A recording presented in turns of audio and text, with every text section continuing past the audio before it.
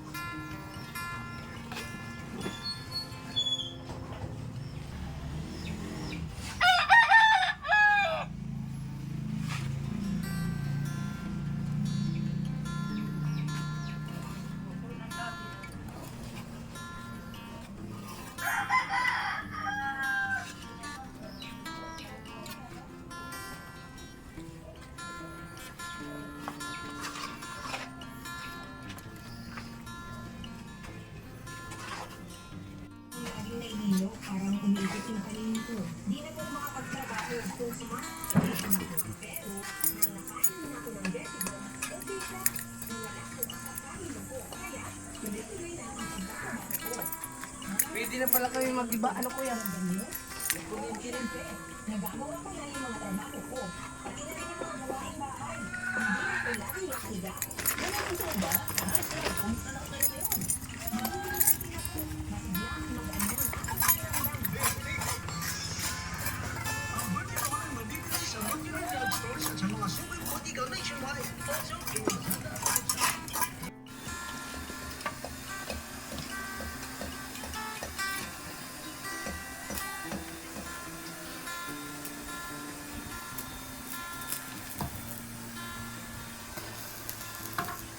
Ililibil na din natin dito.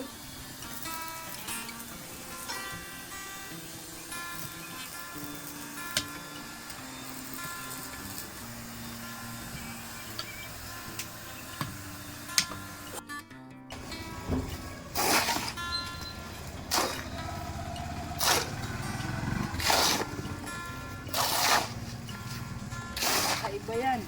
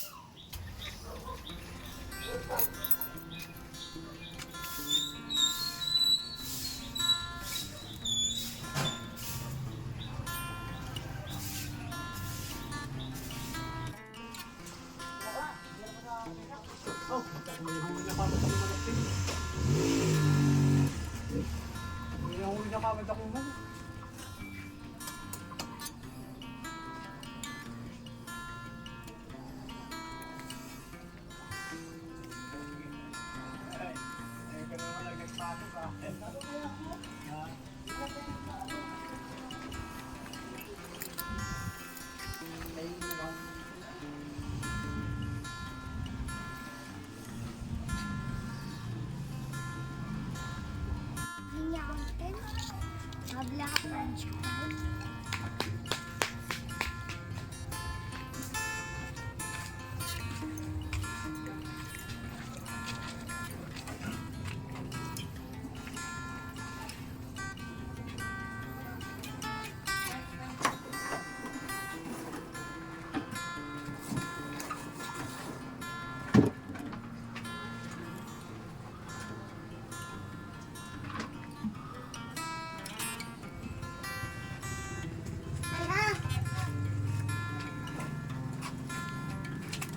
Uy, nabili po kaming French fries.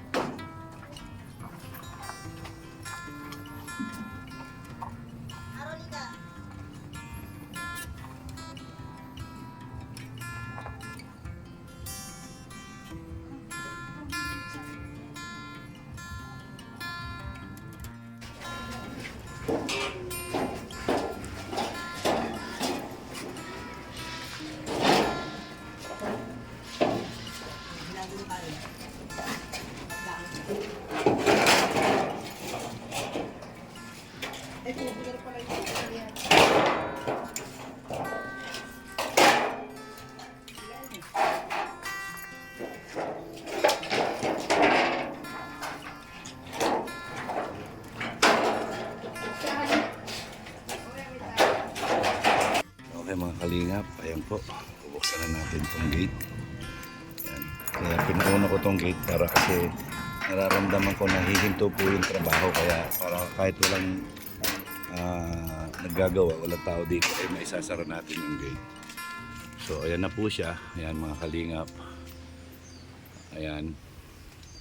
Ito na po yung kabuuan. Binubuksan ko lang po yung ilaw dito. Ayan na.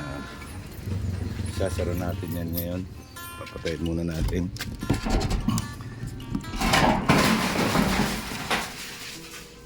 Wala. Nalaglag. Muntik na ako mahulugan ng bakal, oh. Ayan, oh, tingnan nyo. Muntik na ako mahulugan. Ayan po, ito po yung barracks, no. Ayan, meron na pong nakaabang na aircon. Kasi po kailangan natin to. Kasi madalas po ngayon sinusumpong tayo ng hypertension. So advice sa akin ng doktor yan na kailangan meron akong aircon na pwede ko mapagpahingahan anytime na susumpungin ako ng hypertension. Kaya yan po, binenta lang po sa atin yung second hand. So binili ko na po yan, matagal na. So mga 2 buwan na po yan. So ayan, ito po yung ating bunkhouse.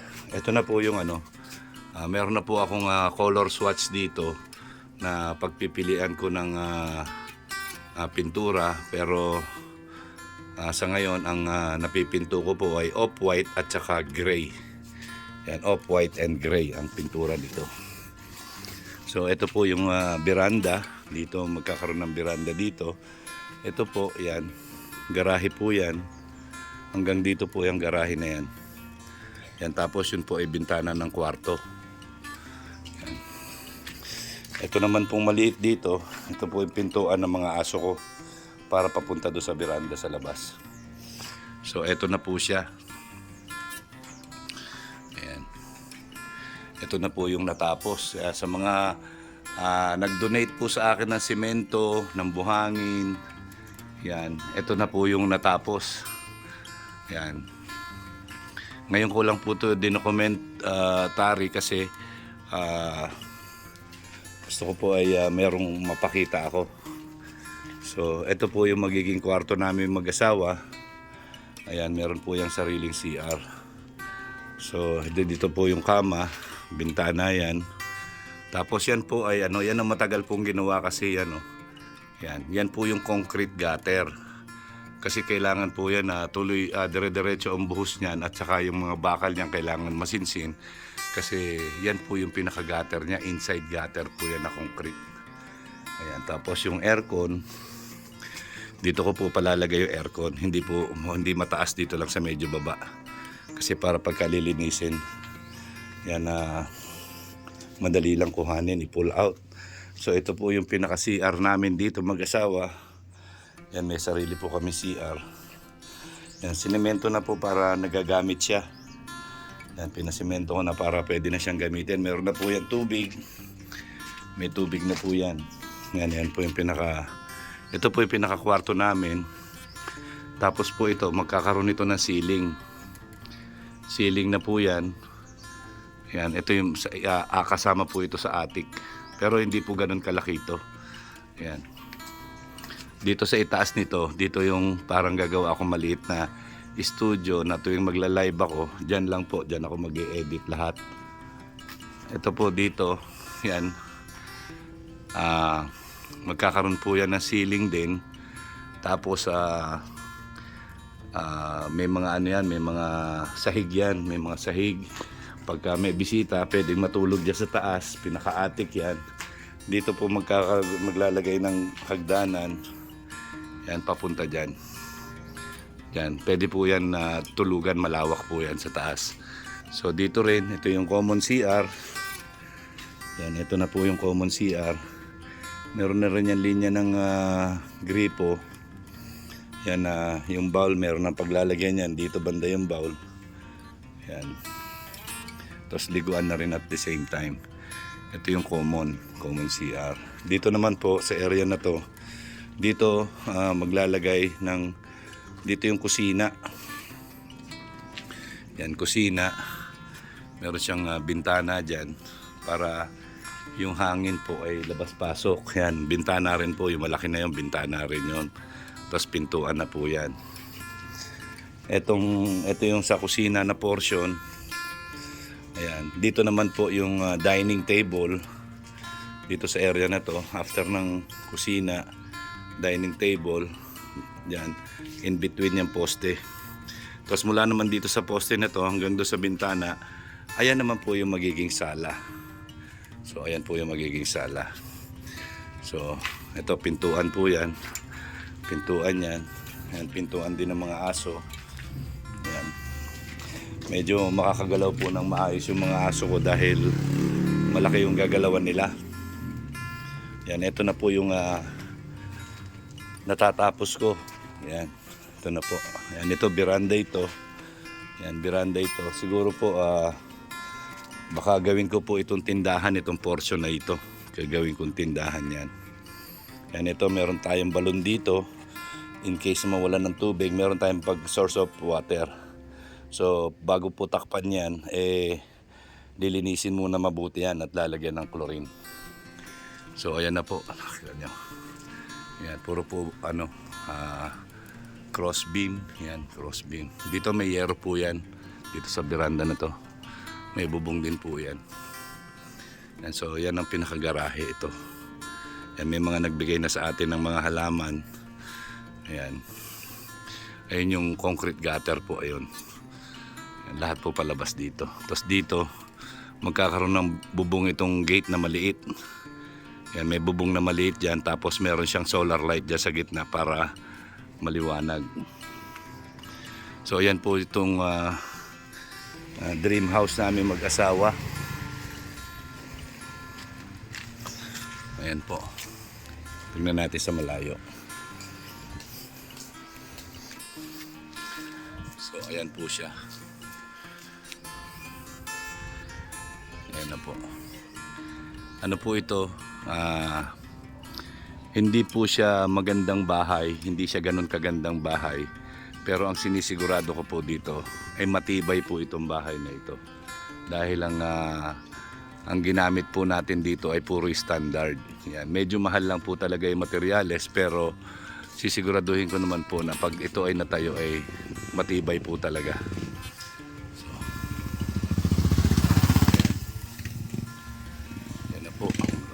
Kabuuan. Yan, maraming salamat po sa mga nag-donate po sa akin dito. Yan, Ate Perla Carlson, yan, Team Housemate, Ate Rosemary Lakay, Ma'am Mia Bumanlag, Ate Mia Bumanlag, yan, si Merhain, yan, si Merhain, Ate Merhain, may galaw shout out po. Yan, at si Lynn Moore po, si Lynn Moore ng Team Housemates. Yan, mega loud shout out. Ay, upo muna tayo. Ayan. Ayan na po.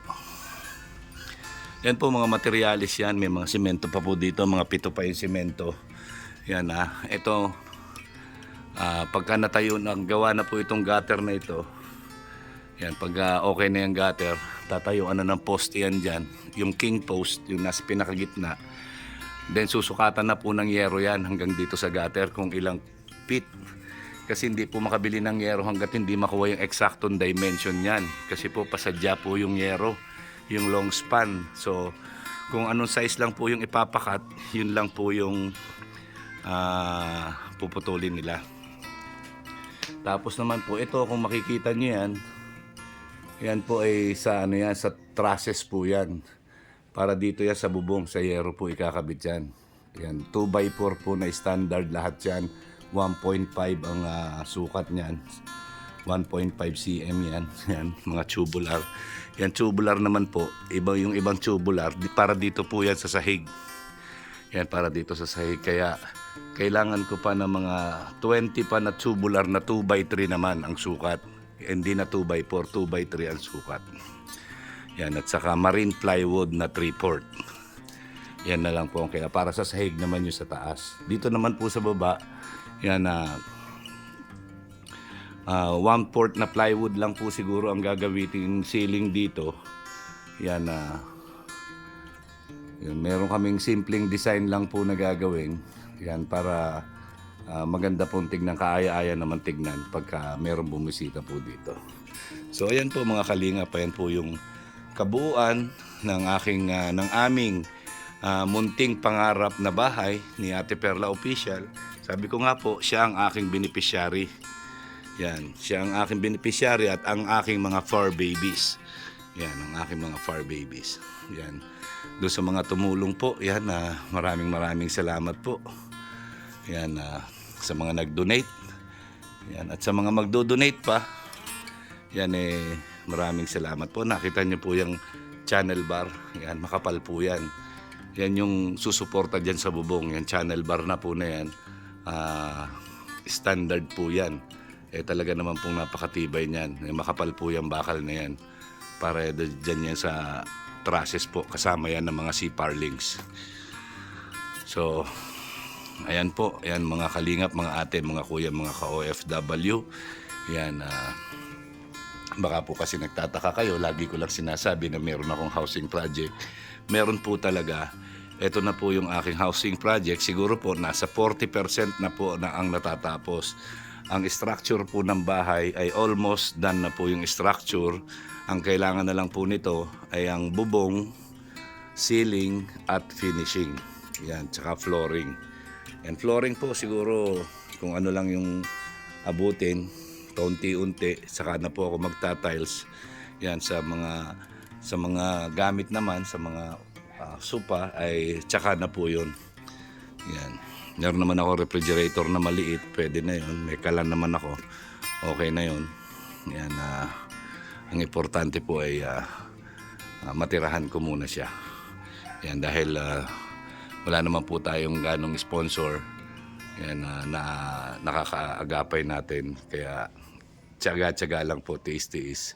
Yan, para mabuo po itong ating munting pangarap. Ayan, wala naman pong masama na mangarap. Ayan, unti-unti lang matatapos din po ito. Ayan. Expected po na pag-transfer namin dito ay before December or December this year. Ayan po. Ayan po, ayan po yung estimated time of transfer namin. Yung date of transfer. Ayan. Kita niyo po, wala pong kahoy na gagamitin dito. Ayan, puro bakal at bato lang po yan. Puro bakal at bato. Ayan. So, yun po. Yan, mga kalingap, mga ate, mga kuya, maraming salamat po sa inyo lahat. Sana po ay, nagustuhan niyo po ang aking housing project. Ito po ay, ang nag-architect po nito ay walang iba kundi yours truly, si Kuya Mel po. Ito lang po yung visualization ko sa aming dream house. Yan. At nagustuhan naman din po ni Ate Perla ang ating design. So, maraming salamat po ulit sa mga supporters, yan, sa mga patuloy po na sumusuporta kay Kuya Mel. Yan. At sa mga gustong sumuporta, yan, maraming salamat po in advance. Ayun po ang laging sinasabi ni Kuya Mel, ang gumagawa ng mabuti sa kapwa ay pinagpapala. Mabuhay po kayong lahat hanggang gusto ninyo ng naaayon sa kalooban ng Panginoon. Magandang araw po sa inyong lahat and I love you 3 times a day. God bless po. God bless.